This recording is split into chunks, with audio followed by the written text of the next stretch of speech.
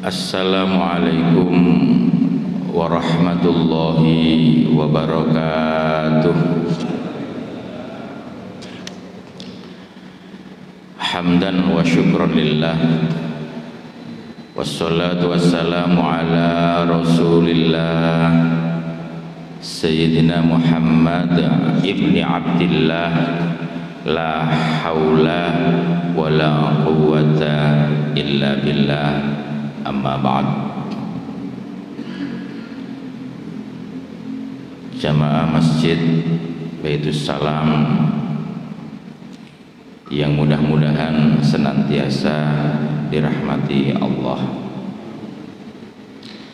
Pertama, marilah kita bersama-sama bersyukur kehadirat Allah Azza wa Jalla, karena sampai saat ini kita masih diberi nikmat iman, nikmat Islam, nikmat panjang umur, nikmat sehat walafiat, dan tentunya nikmat-nikmat yang lain, termasuk nikmat kita bisa melaksanakan ibadah sholat subuh secara berjamaah.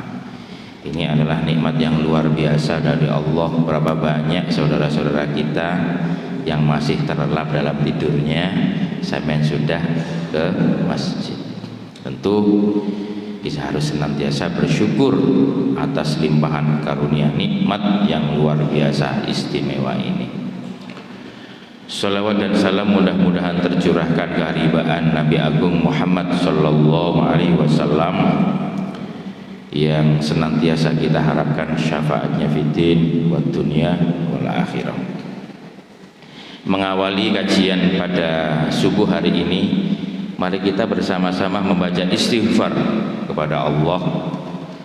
Mengawali aktivitas dengan membaca istighfar, memohon ampun kepada Allah, dan nanti kita juga mengakhiri aktivitas hari ini dengan membaca istighfar. Itu adalah amalan-amalan dari orang-orang soleh yang diajarkan oleh baginda agung Nabi besar Muhammad SAW. Moga bersama-sama baca istighfar nggih. Astaghfirullah rabbal baraya, astaghfirullah minal khataya, rabbi zidni ilman nafi'ah wa wafiqani amalan salihah. Astaghfirullah rabbal baraya, astaghfirullah minal khataya, rabbi zidni ilman nafi'ah wa wafiqni amalan salihah. Astaghfirullah rabbal baraya, astaghfirullah minal khataya, rabbi zidni ilman nafi'ah wa wafiqni amalan maqbula. Alhamdulillahirabbil alamin. Hadirin hadirat jamaah salat subuh Masjid Baitus Salam yang mudah-mudahan senantiasa dirahmati Allah. Dalam waktu 30 menit ini saya akan mencoba secara ringkas dan singkat akan menyampaikan konstruksi bagaimana Rasulullah Shallallahu Alaihi Wasallam itu membangun sebuah peradaban modern di Madinah. Ini penting karena kita akan menyongsong tahun politik, sehingga kita bisa memahami bagaimana Rasulullah itu membangun peradaban modern dan menyelesaikan beberapa persoalan umat, termasuk yang dilakukan oleh para sahabat Rasul. Rasulullah Shallallahu Alaihi Wasallam itu dilahirkan tahun 571 Masehi. Ada sejarawan yang menulis 570 Masehi. Panjenengan bisa baca dalam kitab Tarikh Ibnu Hisham, ya, kitab sejarah Sirah Nabawiyah yang ditulis oleh Ibnu Hisham, atau kitab Tarikh sejarah Rasulullah yang ditulis oleh Ibnu Ishaq. Oleh Ibnu Ishaq namanya, ada Ibnu Hisham, ada Ibnu Ishaq. Ini adalah kitab Sirah Nabawiyah yang paling otoritatif, yang paling banyak diikuti oleh umat Islam. Kalau sejarawan modern itu ada buku judulnya The History of Arab yang ditulis oleh Philip Kahiti, lumayan tebal bukunya. Itu membahas tentang sejarah peradaban orang-orang Arab pra-Islam sampai pada dinasti-dinasti yang dibangun oleh Bani Umayyah maupun Abbasiyah. Itu dijelaskan Rasulullah itu lahir tahun 570 atau tahun 571 Masehi, kurang lebih seperti itu. Jadi kalau Rasulullah lahir tahun itu, sekarang tahun 2023, artinya apa? Kita rentang zamannya dengan Rasulullah itu kurang lebih 1453 tahun. 1453 tahun. Ya, 2023. Sebuah jarak yang demikian panjang. Ya. Artinya fase-fase peradaban kita dengan Rasulullah itu sangat jauh sekali. Ya. Lalu bagaimana kita langsung bisa meniru Rasulullah? Sedangkan fase hidup kita dengan Rasulullah sangat jauh sekali. Maka tentu kita berpegang kepada apa yang telah diwariskan Rasulullah, apa yang diwahyukan Allah dalam Al-Quran, yang disampaikan oleh Rasulullah, apa yang disabdakan oleh Rasulullah berupa hadis-hadisnya. Karena hadis itu adalah wa ma yantiqu 'anil hawa in huwa illa wahyu yuha. Tidaklah aku wahai Muhammad, ya, tidaklah Muhammad itu yantiqu 'anil hawa, berbicara berdasarkan nafsunya. In huwa illa wahyu yuha. Akan tetapi apa yang disampaikan Rasulullah itu merupakan wahyu yang diwahyukan kepada beliau. Ya, makanya pengertian hadis itu ma'udhifa ilan nabi qaulan fi'lan wa taqriran.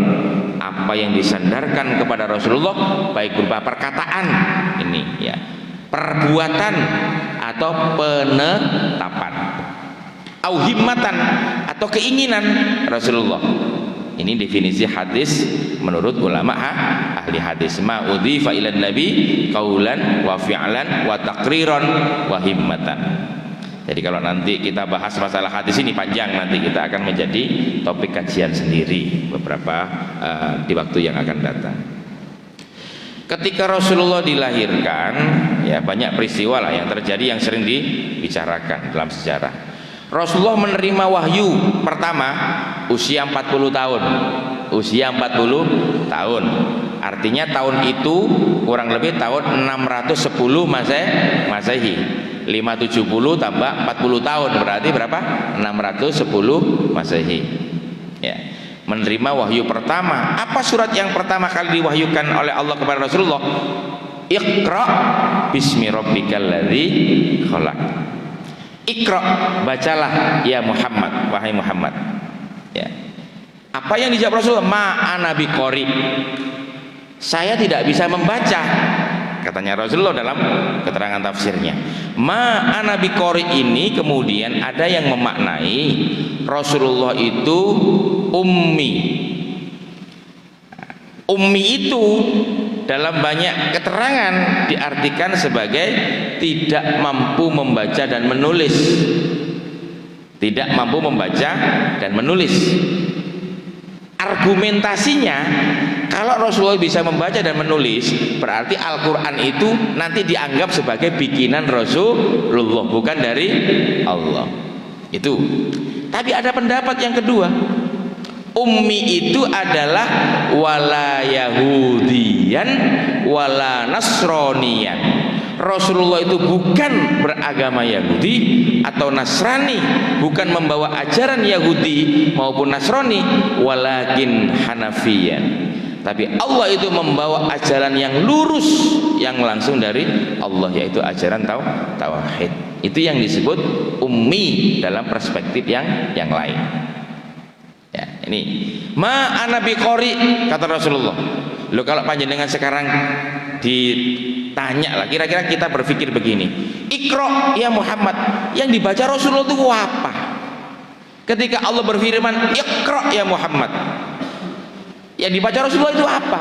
Al-Quran, wong itu ayat pertama, belum ada catatan-catatan, apalagi lembaran mushaf, tidak ada.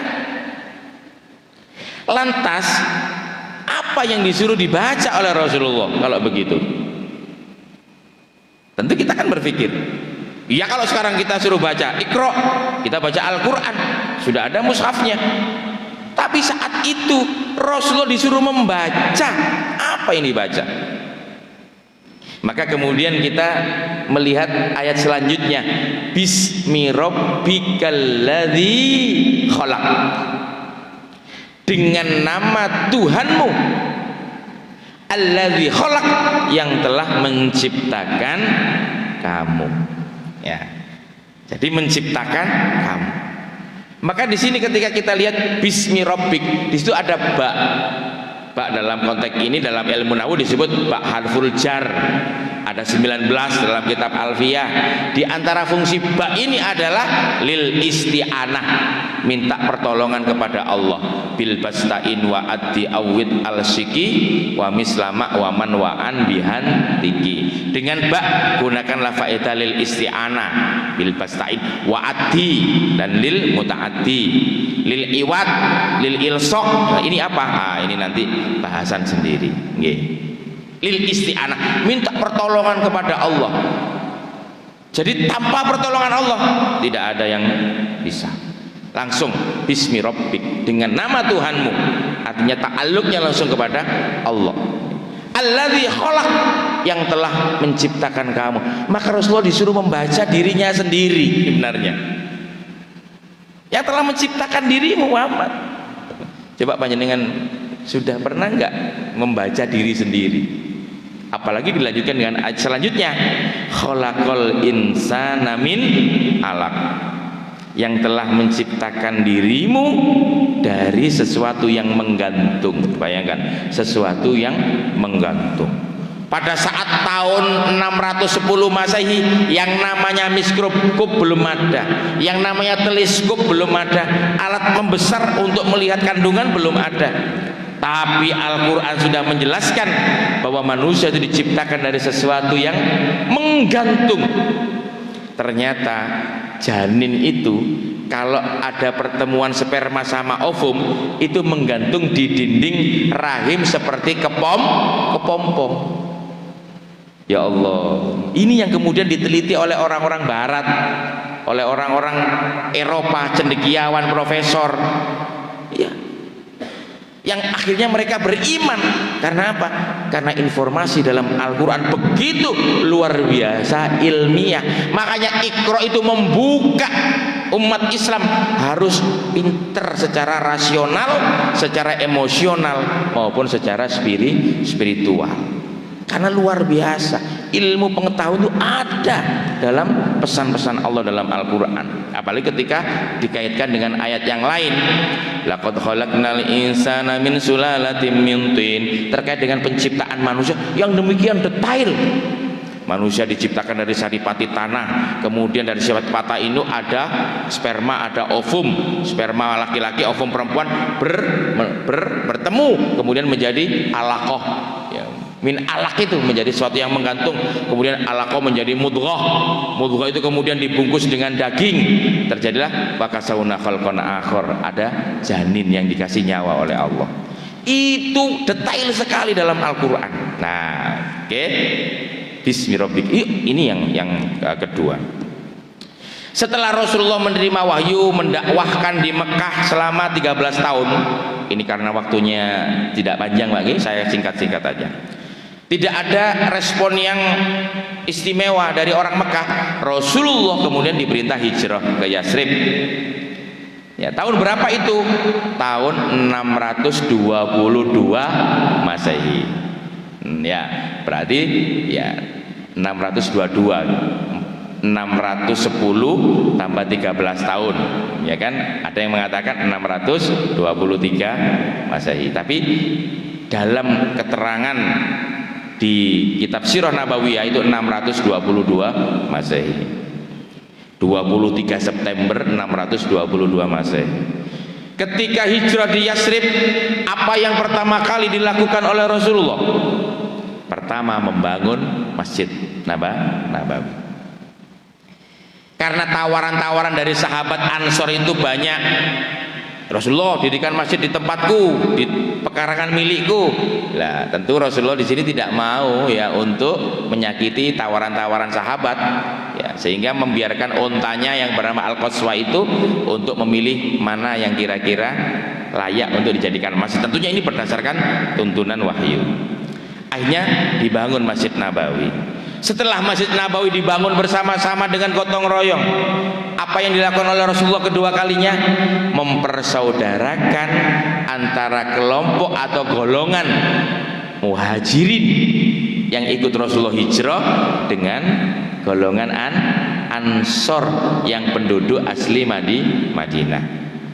Dipersaudarakan atas nama kesamaan akidah, kesamaan Tuhan, kesamaan kiblat, kesamaan Rasul, kesamaan keyakinan. Ini dipersaudarakan. Pada saat itu belum ada orang dipersaudarakan atas nama kesamaan akidah, keimanan, tidak ada. Ini adalah pendekatan revolusioner Rasulullah. Dipersaudarakan ukhuwah atas nama kesamaan akidah. Inilah yang kemudian dikenal dengan ukhuwah Islamiyah. Ukhuwah yang dibangun begitu kokoh sehingga sahabat Ansor menawarkan berbagai macam hal kepada orang muhajirin yang belum punya rumah diberikan lahan untuk dibuat rumah, yang belum punya pekerjaan dikasih kesempatan atau peluang untuk bekerja, yang belum punya rumah tangga atau belum punya suami atau istri dicarikan jodoh dan seterusnya, sehingga persaudaraan menjadi kuat. Tapi orang muhajirin tidak serta-merta mumpung tidak, tapi mereka orang-orang muhajirin tahu dirilah, sehingga apa? Dia tetap berusaha dan bekerja. Ini sama-sama saling mengerti ukhuwah Islamiyah yang dibangun begitu kokoh. Yang ketiga, apa yang dilakukan oleh Rasul adalah membangun sebuah aliansi dengan penduduk Madinah yang terdiri dari beberapa golongan suku yang berbeda dan juga keyakinan yang tidak sama. Maka aliansi ini kemudian diikat dengan perjanjian yang disebut Misakul Madinah atau Piagam Madinah. Ini adalah konstitusi dasar, konstitusi pertama, undang-undang dasar pertama dalam peradaban manusia. Magna Carta, Declaration of Human Rights, itu kan akhir-akhir ini yang dilakukan oleh PBB. Tapi Rasulullah tahun 622 Masehi sudah membangun sebuah aliansi yang dibungkus dengan sebuah perundang-undangan atau konstitusi yang disebut Piagam Madinah atau Misakul Madinah. Ada hak, ada kewajiban di sana. Akhirnya apa? Tercipta yang namanya ukhuwah watoniyah, persaudaraan sebangsa setanah air, bersama-sama ingin mempertahankan Madinah dari serangan-serangan luar, membangun bersama-sama masyarakat Madinah agar sejahtera, makmur, damai, sentosa. Diciptakan ukhuwah yang kedua, yaitu ukhuwah watoniyah. Disinilah kemudian begitu Rasulullah meletakkan pondasi-pondasi yang kokoh atas pembangunan masyarakat yang pada saat ini dikenal dengan civil society atau peradaban yang madani, masyarakat madani, masyarakat yang beradab. Karena apa? Karena di sana ada hak dan ada kewajiban saling menghargai antara satu dengan yang lain dan bersama-sama saling mengerti antara satu dengan yang lain. Oke, inilah peradaban yang dibentuk dan dikonstruksi oleh Rasulullah. Akan tetapi setelah baginda agung Nabi Muhammad wafat, tahun berapa? 632 Masehi. Ya. 571 Rasulullah usianya 63 tahun. Berarti berapa? 632 Masehi. Tuh. Ketika Rasulullah wafat, apa yang terjadi kemudian? Apa yang terjadi? Rasulullah tidak mewasiatkan nanti yang akan menjadi pemimpin setelahku si A, si B, si C. Tidak. Walaupun ada riwayat yang namanya hadis Ghadirhum. Ketika Rasulullah selesai dari peperangan, sebuah peperangan besar, ya, Rasulullah itu berhenti di lembah namanya lembah Ghadir. Rasulullah bersabda kepada umat bahwa nanti yang akan menggantikan aku adalah ahlul bait. Ini yang namanya hadis Ghadirhum. Nah, ini yang dipakai oleh golongan-golongan Syiah yang dipakai. Jadi kepemimpinan itu langsung kepada Khalifah Ali bin Abi Thalib. Ya, tapi ini tidak populer, tidak populer di kalangan ahli sunnah wal jamaah. Begitu Rasulullah wafat, apa yang terjadi? Umat berselisih. Ada pandangan yang berbeda-beda. Kenapa? Kan bingung kan? Siapa yang mengganti Rasulullah? Disinilah benih-benih perselisihan sahabat yang dipersatukan atas nama akidah Islamiyah, ukhuwah Islamiyah, mulai ada benih-benih perselisihan. Maka orang Madinah yang merasa penduduk asli Madinah itu ya lebih berhak, merasa lebih berhak untuk menggantikan posisi Rasulullah. Begitu juga orang Muhajirin, karena Rasulullah itu dari Mekah, dari orang Quraisy, ya merasa lebih berhak. Karena apa? Karena ada hadis yang mengatakan al-a'immatu min Quraisyin, bahwa pemimpin itu harus dari golongan Quraisy. Maka terjadi benih-benih perselisihan. Pada saat itu sahabat Ansor itu bersama-sama rapat, ya, rapat di balai pertemuan namanya Saqifah. Saqifah ini miliknya Bani Sa'idah. Hendak mengangkat Abdurrahman bin Ubadah, ya, sebagai pemimpin.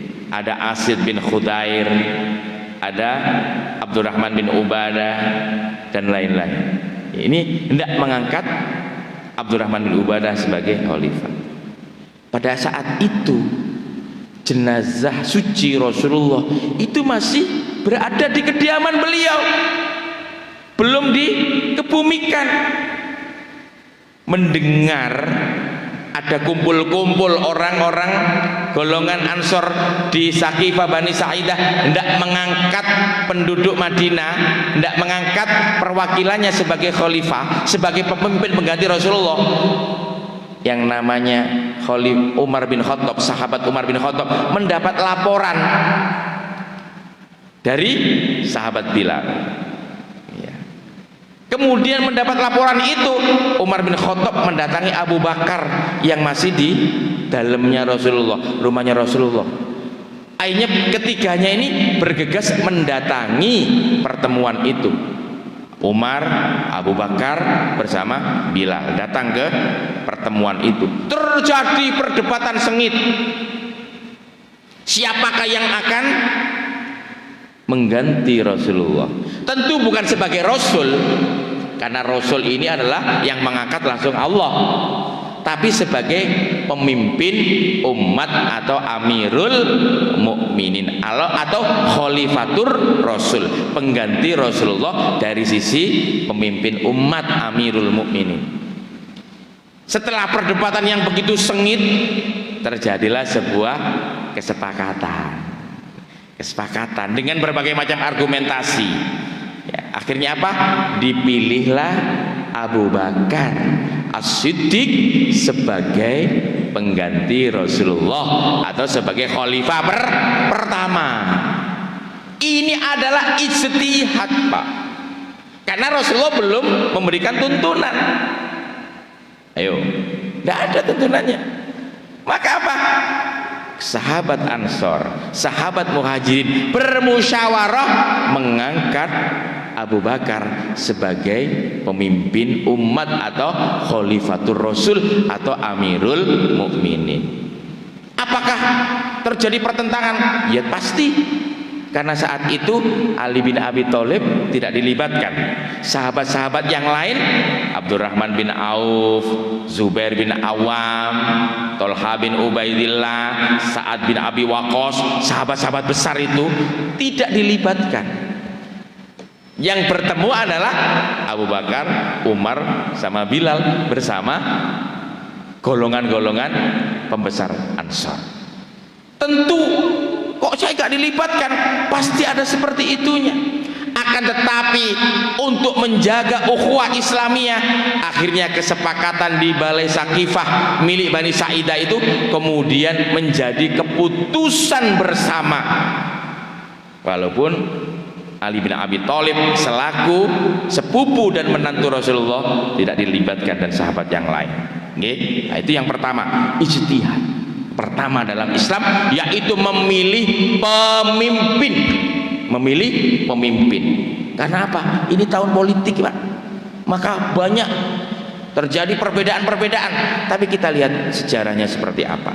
Oke, saya singkat saja karena nanti kalau dijelaskan detail terlalu lama. Abu Bakar menjadi khalifah 2 tahun.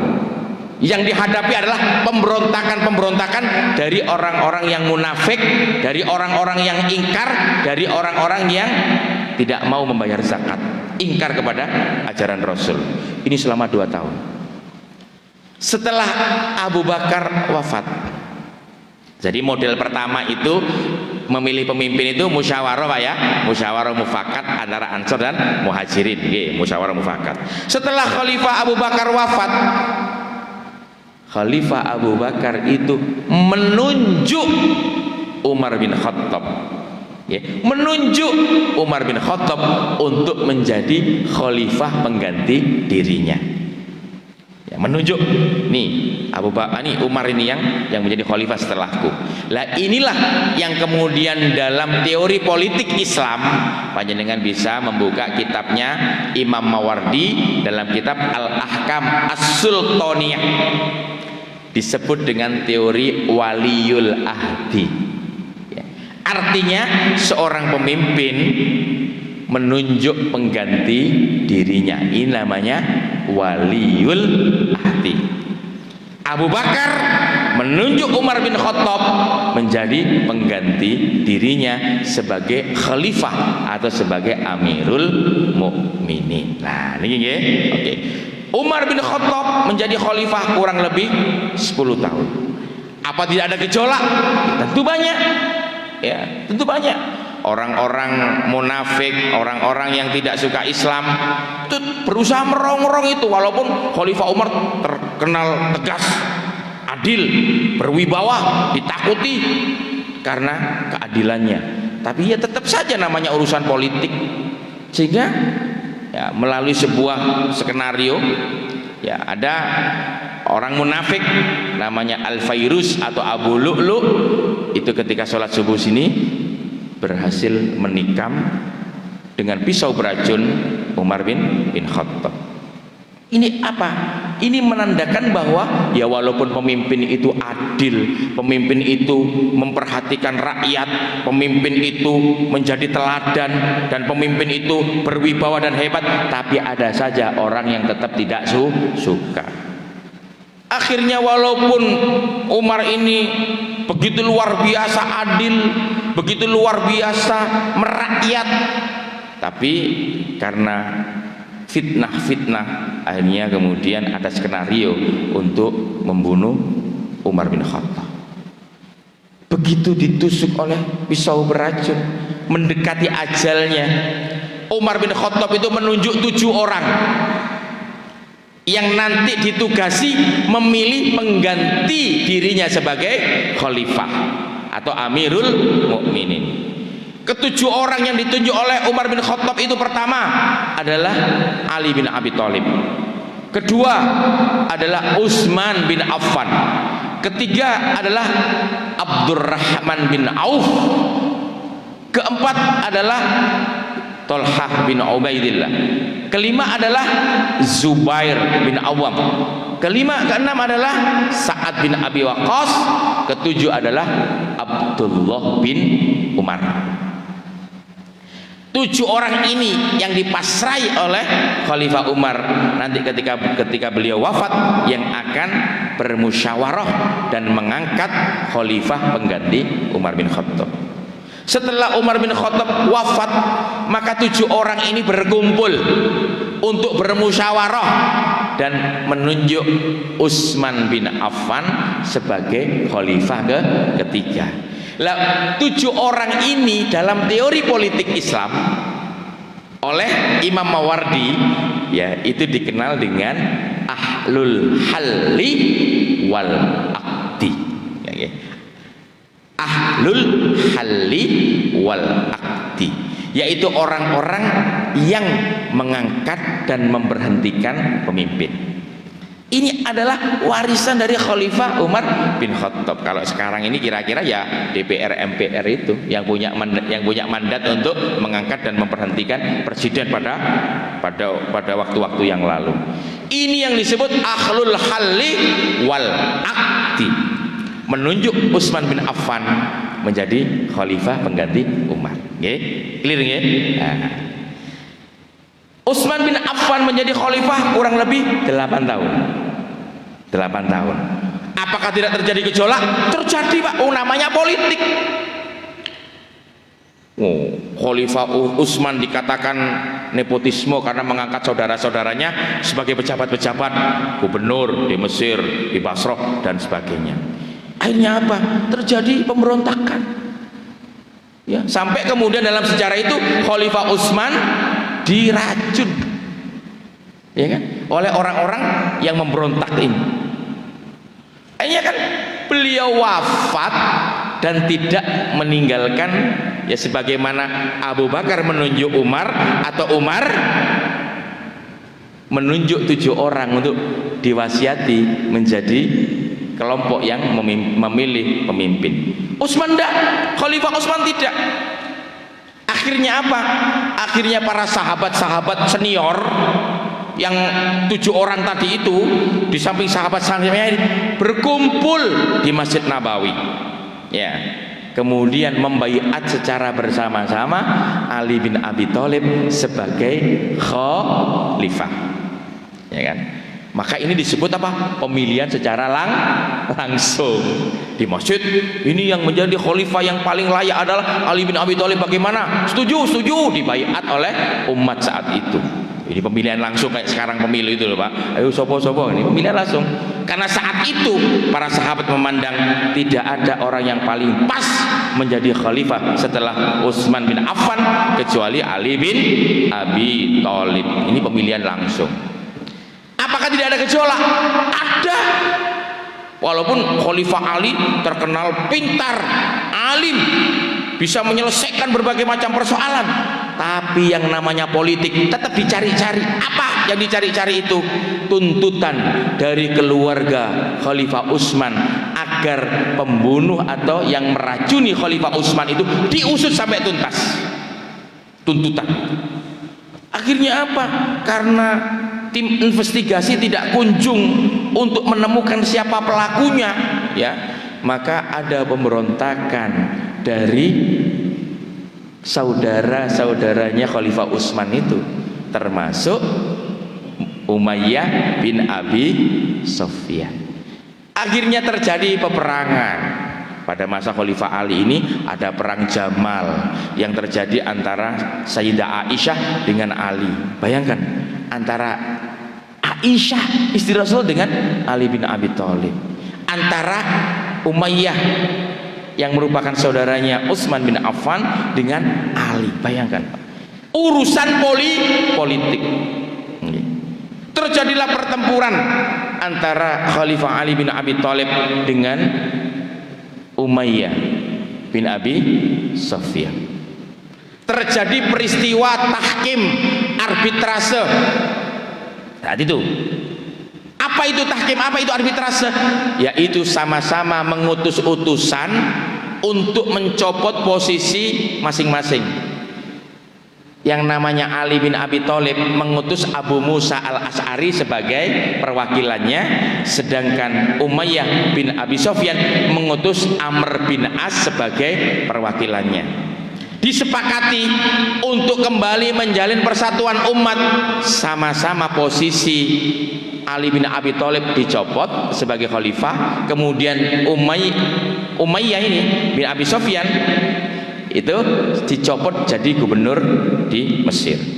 Nah, keduanya kemudian sama-sama bersepakat untuk mencopot posisi keduanya. Akhirnya Abu Musa al-Ash'ari itu seorang yang zuhud, ahli ibadah, ya, dekat dengan Allah. Sedangkan Amr bin As seorang politisi ulung, politisi yang luar biasa, mempersilahkan terlebih dahulu Abu Musa al-Ash'ari berbicara kepada umat Islam untuk mencopot posisi Ali sebagai khalifah. Maka Abu Musa al-Ash'ari berpidato di depannya umat, wahai umat Islam sekalian, untuk menjalin persatuan dan kesatuan kembali, maka kita bersepakat untuk sama-sama mencopot posisi Ali bin Abi Thalib sebagai khalifah, sedangkan Umayyah sebagai pemimpin di wilayah Mesir. Akhirnya kemudian Abu Musa al-Ash'ari mengatakan, dengan aku copotnya cincin kuno ini, maka posisi Ali bin Abi Thalib sebagai khalifah sudah juga saya copot. Selesai, turun, ganti Amr bin As. Amr bin As sebagai seorang politisi mengatakan, wahai para saudara-saudara sekalian umat Islam, dengan dicopotnya Ali bin Abi Thalib oleh Abu Musa al-Ash'ari sebagai khalifah, di sini ada satu khalifah, yaitu Umayyah bin Abi Sufyan. Bayangkan, Pak, bayangkan, kan luar biasa kan pergolakan politik. Akhirnya apa? Terjadi perselisihan lagi, sampai kemudian walaupun Ali itu mewasiatkan kepada Hasan bin Ali sebagai khalifah, tapi di sini umat sudah kadung terpecah. Di sini kemudian awal mula terjadinya pemimpin turun temurun yang disebut dinasti Umayyah yang dibangun oleh Muawiyah bin Abi Sufyan. Ini Muawiyah bin Abi Sufyan itu kemudian membangun sebuah dinasti, namanya dinasti Umayyah. Muawiyah bin Abi Sufyan akhirnya memindahkan ibu kotanya dari Madinah ke Basra.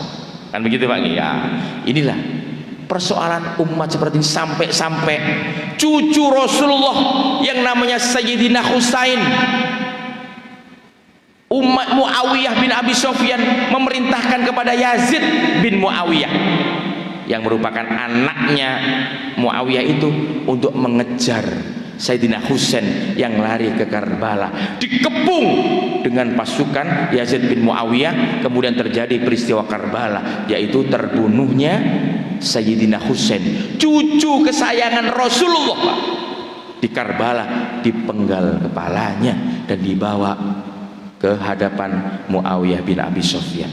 Ini kan tragedi politik yang berdarah dalam umat Islam.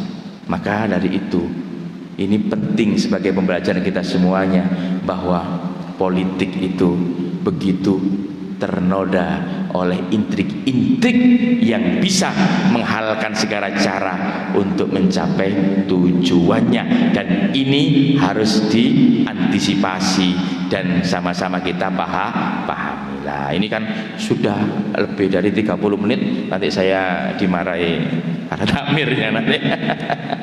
Dari sekian dulu ya, karena kalau saya lanjutkan secara detail, ada buku yang menarik sebenarnya terkait politik nalar Arab, namanya Al-Aqlus Siyasi Al-Muhaddidah wa Tajalliyatuh, karangan Muhammad Abid Al-Jabiri. Ini mengungkap berbagai macam tragedi dalam perpolitikan Islam, mulai dari awal sampai adanya dinasti-dinasti itu.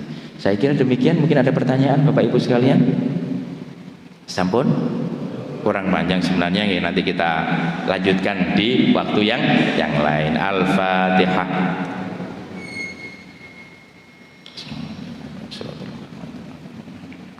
Allahumma sholli ala sayyidina Muhammad wa ala sayyidina Muhammad alhamdulillah alamin. Allahumma ighfir lana warhamna wa liwalidayna warhamna kama rabbana shaghira. Allahumma tawwil a'marana wa sayyasatana wa hasina amalana. Allahumma inna nas'aluka sihhatan bittaqwa wa tula umrina wa husna amalina wa rizqan la tu'adibu aina. Rabbana atina fid dunya hasanah wa fil akhirati hasanah wa qina adzaban. Alhamdulillah rabbil alamin. Aku qouli hadza wallahu muwaffiq ila aqwamit thoriq. Wassalamualaikum warahmatullahi wabarakatuh.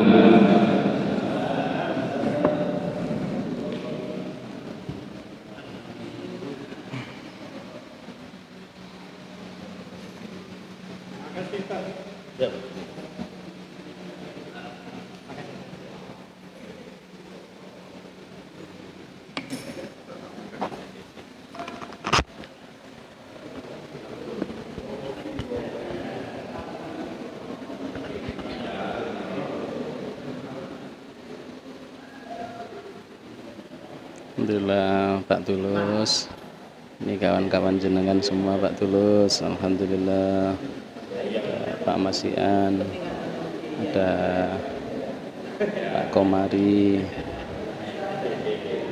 ada Pak Jumain, ada Abah Bukhari. Ya, ini Ustaz. Alhamdulillah.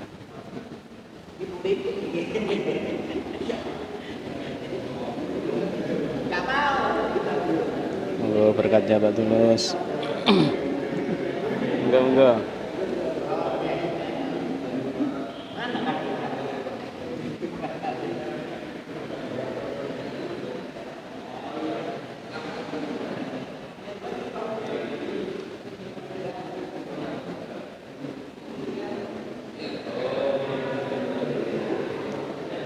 Alhamdulillahirabbil alamin. Demikian tadi kegiatan pengajian rutin Ahad Genap bersama beliau Al-Ustadz Dr.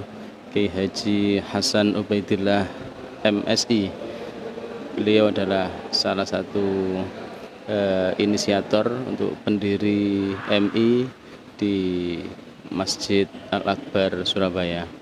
Sampai berjumpa di pengajian-pengajian selanjutnya. Mohon maaf, ampun supe menawi berkenan untuk disampaikan video ini ke teman-teman, ke kerabat agar kita lebih paham. Demikian, ihdinas siratal mustaqim. Assalamualaikum warahmatullahi wabarakatuh.